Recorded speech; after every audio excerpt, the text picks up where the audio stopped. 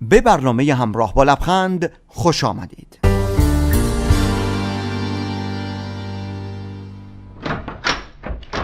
مامان شام چی داریم؟ اون چه گذشت؟ غذای جدیده؟ بله. خب حالا چیه داره توش؟ واسه سلامتی خوبه؟ بله، هر چی تو این هفته پختم و نخوردی رو قاطی کردم. 2 تخم مرغم زدم بهش، مثل کتلت سرخش کردم. اگه اینم نخوری فردا شب پس از سالها داری.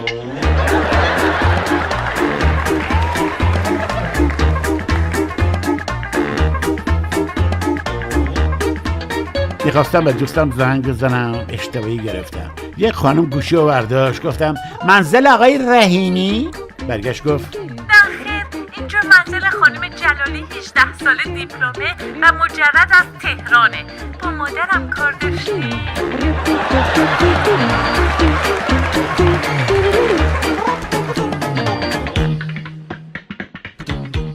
میخوام امسال معدلت 18 به شوهرش شم.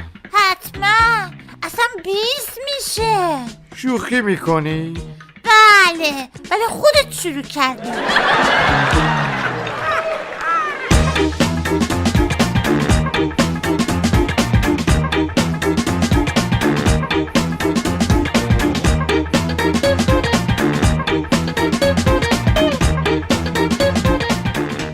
گارسون بله.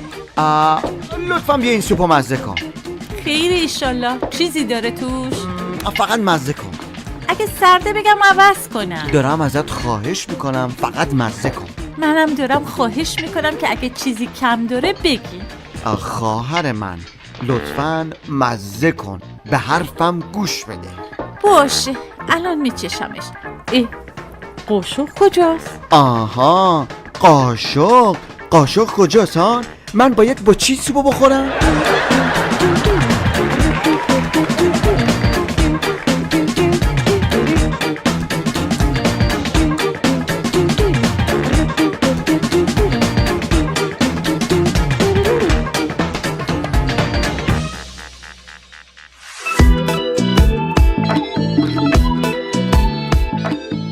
نمیدونم چه حکمتیه، قبل از ازدواج یه دختر خوشگلم پیدا نمی‌کنی.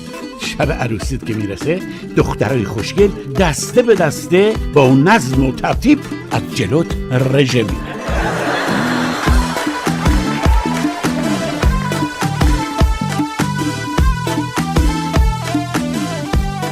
طرف میره خواستگاری، از دختر خوشش نمیاد، به بابای عروس میگه ما میریم یه دور میزنیم برمیگردیم. راستی تا ساعت چند بازیم؟ وای خانم مگه تو دوستم نداری؟ جواب بده میخوام بیام به خواستگاری. خانم چرا میخوای بری و تنهام بذاری؟ کنار بیا با هم میام به خواستگاری.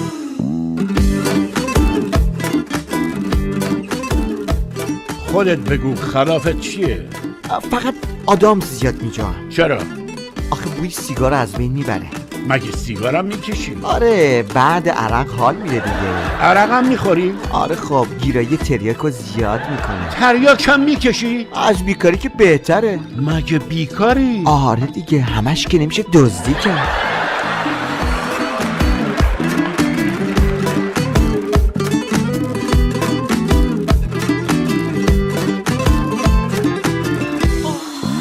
وای خانم مگه تو دوستم نداری؟ جواب بده میخوام بیام به خواستگاری. 1000 تا سکه مهریه که من ندارم، با 100,000 تا گل میام به خواستگاری. البته همراه با لبخند.